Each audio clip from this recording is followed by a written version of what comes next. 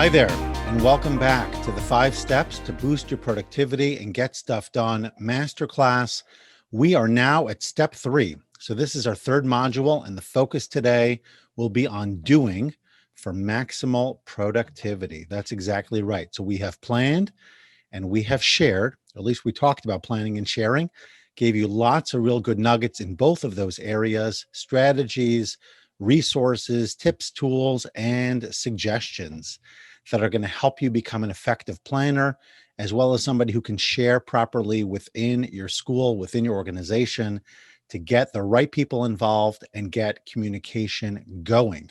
And now we have to talk about doing, which I guess we would say is really the reason that we are here, right? It's all ultimately about getting stuff done. That's the title. That's what we're focusing on. So what better topic to focus on than, of course, doing? Let's roll right into module number 3, which is our step. The do it step, excuse me, and we're going to focus on 5 different pieces here. So just like with the first 2 modules, we have 5 components within each one or within each step. And the 5 steps are: number 1, remove distractors; number 2, schedule tasks and block time; number 3, go all in on tasks; number 4, knock out the 2-minute tasks; and number 5, maintain high energy levels. And I think you could already imagine, number 1, what all of these are, and number 2, why, if you do these and do these well, it's going to have a massive impact on your productivity. So with that in mind, let's dive in. Right? Distractions are everywhere. We have to remove them if we want to get work done.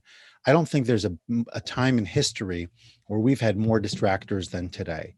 Part of it is because we are tethered to our phones. We have technology at our hip or wherever we keep our phones, and it's constantly available. People are pinging us. People are reaching out to us. There's constant distraction, news and social media and constant notifications and things like that.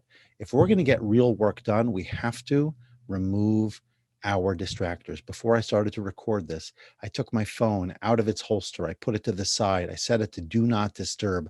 I do not want anything getting in my way of being able to record this in a manner that is clear and focused. And I don't want anything else taking away from me, so I know it's going to get done. And that's really true for anything we do. We must remove the distractions. You know, it's so interesting because we have this mindset, we'll talk about it soon, about multitasking. That is not a recipe for success. So we'll go into that in a little bit. But for now, we want to talk about finding quiet time. First of all, first thing in the morning for me, and I think for many of us, is a great time. The office is usually quiet. If we're working from home, maybe we have fewer distractions from the people around us. We can close the door, and that's certainly something we should do. Power down our devices, our technology, and get work done. I want to talk about this middle one for a moment. It's actually stylistically something to be mindful of, because when I succeeded my predecessor as head of school, I did close the door. I am introverted. I like to work with the door closed. It helps me focus. People took that as me being distant. And that was something that ultimately I had to undo and redo, so to speak, and to fix, because I didn't want to be distant for people. On the other hand, I wanted to communicate to myself and to others as well, that when the door is closed, that means I need to be able to focus in on the things that are most important to me. So whether it's putting a sign up on the door, whether it's having your secretary or somebody else notify people that your door is closed so that you can work on something important, that's all fine and good, but you have to be willing to protect your time and protect your space. And you cannot do it if people are constantly knocking on your door, interrupting you, and getting in your way.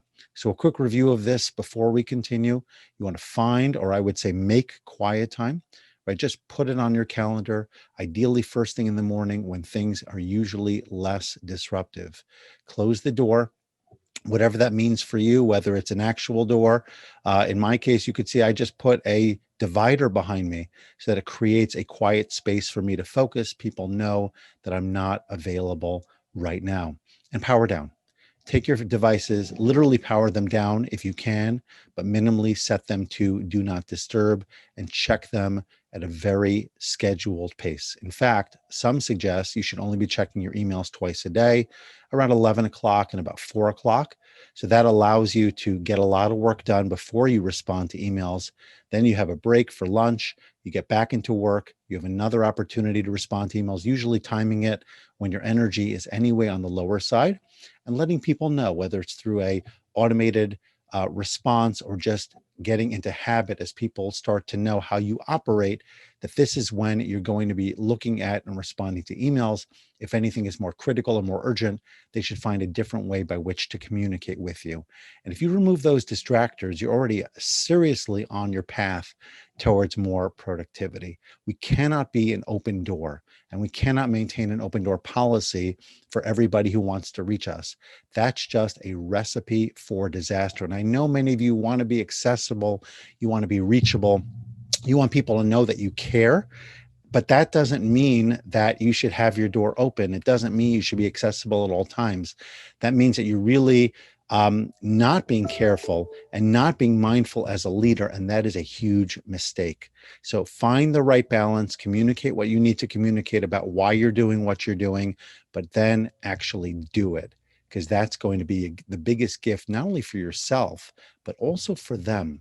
You cannot lead and you cannot achieve if you're constantly on call to everybody else.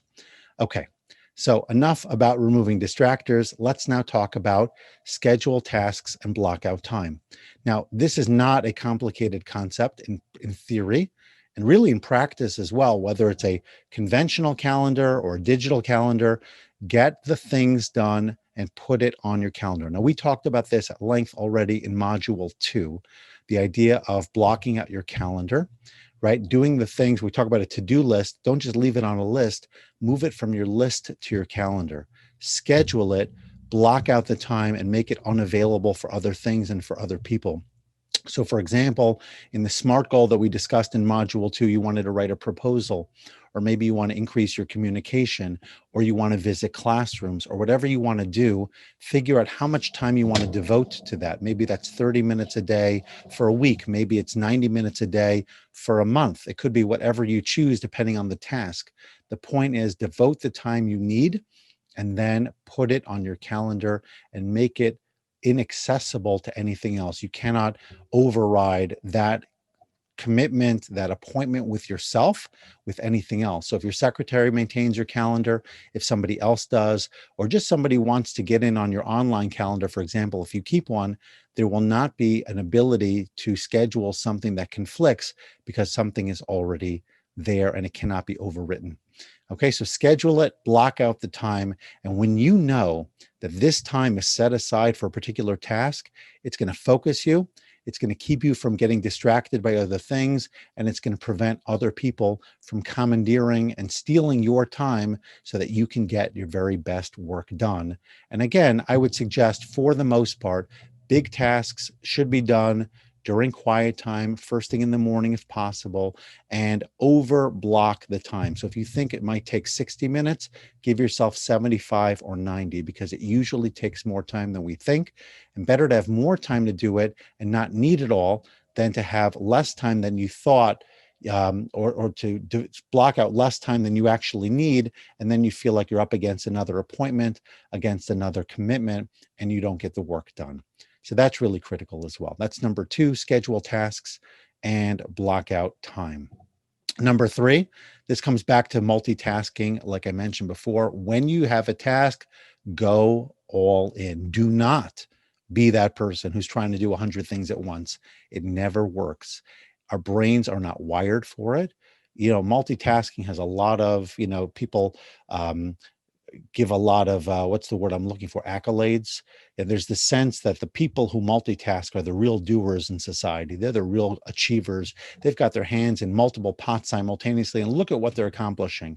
The reality is most people do not succeed in that environment. And even if you do, it's because you've got really good people around you that you're delegating work to consistently so that you can manage multiple things simultaneously. But whatever work it is that you need to do, be mindful of the fact that you need to do it. And be mindful of the fact that it cannot be where you're doing a little bit of this and a little bit of that, and you're kind of dabbling in on that proposal, and you're also going to run into a classroom, and you're also going to return a phone call. That's called checking your emails. That's called multitasking. And your brain is just going to be all over the place. And you cannot be focused in such an approach. So again, put your devices away. Don't let yourself get distracted. Focus exclusively on the one task and allow yourself permission. Allow yourself permission to say, I'm only going to do this right now. It means other stuff has to wait, but I've identified this as my most important task, and I'm going all in to get it done. The next one is to knock out the 2-minute tasks, right? Something called a one-touch rule. And the one-touch rule in effect says that every time you open something like an email, or you have some kind of interaction with a task or with a communication, you decide immediately what you're going to do with it. You either take care of it, you delete it, or you delegate it. We're going to go more deeply into that in just a moment. But the idea is a 2-minute task that's in front of you. Decide what to do with it. If it's important enough, get it done. If it's important but doesn't need to get done by you, delegate it to somebody else. And if it's unimportant, just get rid of it.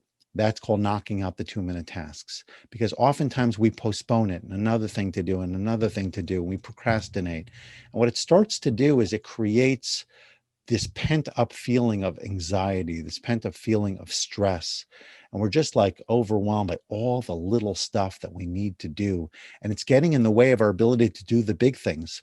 So I would suggest that you, whenever you have the one touch rule applicable, just knock those things out or remove them, either delete it or delegate it to somebody else, but don't just leave it on your desk waiting to be dealt with, because again, it's going to lead to anxiety. It's going to lead to stress. It kind of mounts. It starts to build up on your to-do list, like we've talked about in the previous module. And that creates a lot of anxiety, a lot of frustration, and it holds you back from doing your very best work. Now, let's spend a few minutes over here talking about this matrix, which is known as the Eisenhower matrix. And the Eisenhower matrix is based off of the concept of, is something urgent or not urgent? Is it important or not important? And based on those two, the urgent and important criteria, this is often called the urgent important matrix. It's made famous by Stephen Covey and others, but it's credited to President Eisenhower. And everything we do pretty much fits into one of these 4 quadrants. We'll call them quadrant 1, do; quadrant 2, defer; quadrant 3, delegate; quadrant 4, delete. These are known as the 4 Ds. Do is urgent and important. That means something that's got to get done now. I've got a problem that needs immediate attention, a deadline that's coming up. By the way, deadline items only become urgent when we let them sit for too long. Otherwise, they could be over here as not urgent, but something that still needs to be done. Some calls might need to happen right now. You have to respond to your board president or to somebody within the community or the media about an important issue that comes up. Sometimes things do in fact become urgent and important. Those things should be done right away. The other thing that fits into this, as we talked about previously, is the 2-minute rule, or the one-touch rule, the 2-minute task. The idea that if I knock it out now and I just take care of it, it'll free up my calendar to do the real work. So that's quadrant 1, urgent and important. Quadrant number 2 is not urgent, but still important.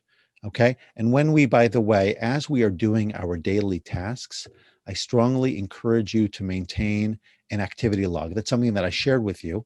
The idea that you have a regular list of activities on a daily basis, and to start to assess whether or not that task is of great importance.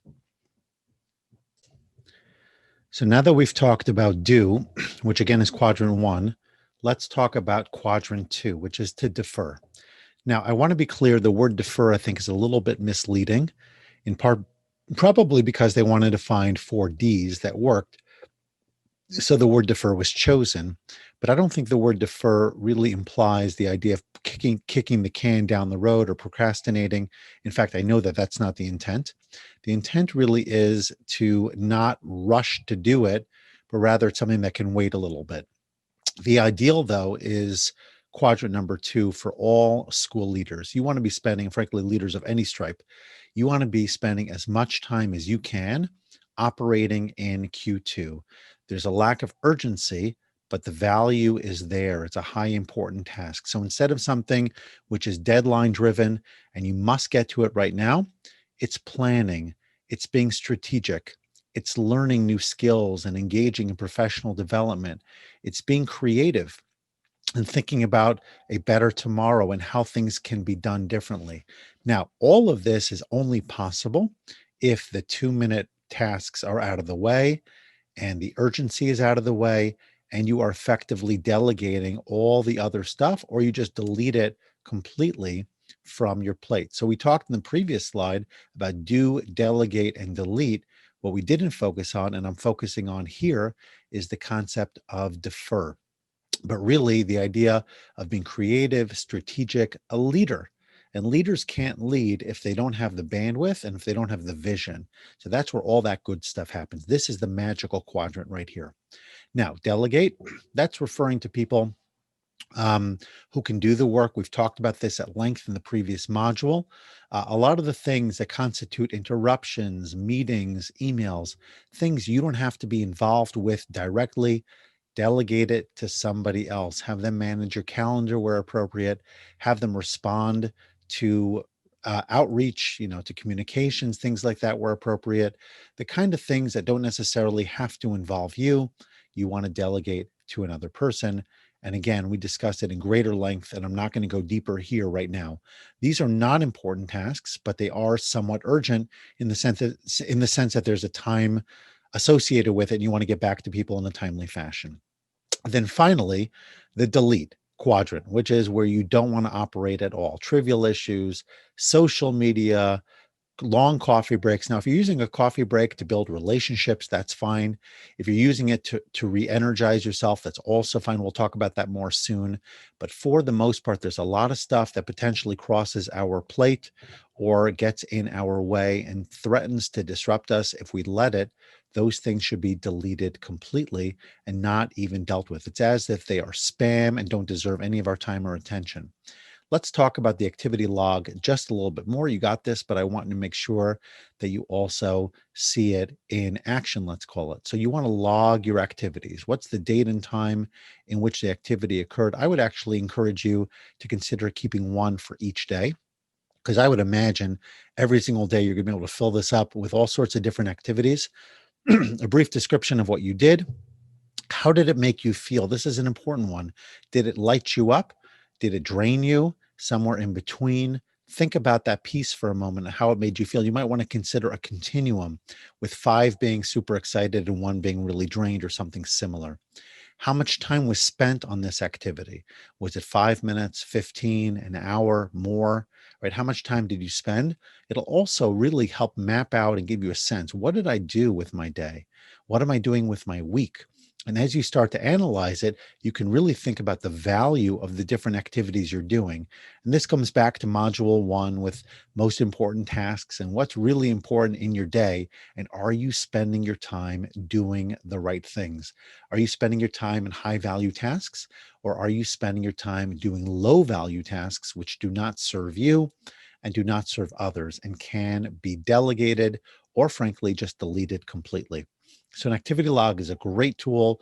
Grab a clipboard, carry it with you, or maybe take your phone, although you got to be careful with technology because people may view it as being focused on other things, personal matters, etc. You have to decide. Maybe an iPad or something similar would work well for you, but log your activity all throughout the day. It's extra time. I know it. It feels like you're slowing yourself down rather than speeding up. But in the long run, when you have a sense of what you're doing and why you're doing it, you will become more mindful and more purposeful, and your activities will start to change, and you'll do more of the right stuff, and you'll get rid of more of those low value, negative feeling type activities that oftentimes we feel we must do. But then when we reflect on it, we recognize we really don't have to be doing this. Okay. Now, the last piece, very, very important, is to maintain high energy levels throughout the day, right? We have to feed the engine. We have to give ourselves necessary fuel. And if we're not taking care of ourselves, there's no way we'll be in position to take care of others. So here are just some examples. Eat quality food. If you're going to have snacks, make sure that they're light and healthy. Keep those around. Nuts, high energy snacks like that, not the fatty processed foods that often weigh us down. Drink a lot of water. Stay hydrated. Very important. Oftentimes we don't value water enough, but quality intake of water, consistent, I should say, quantity of water intake throughout the day is going to help us. It also helps us get up, use the bathroom, kind of like revives and refreshes us a little bit. Exercise.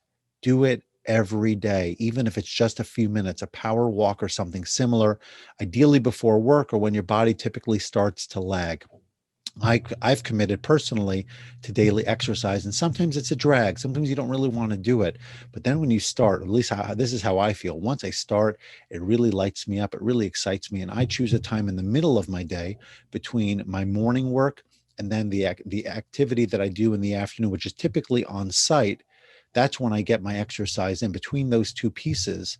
So it's a break between my day. It's a time when I can really focus on it, and it charges me up for the work I still have before my day ends. And then the last part, get adequate sleep, a minimum of 7 hours. Some people need less, but for the most part, you want 7, 8 hours, maybe even more. Adequate sleep is critical to be high energy all the way through. Sometimes we think we've got to work, work, work.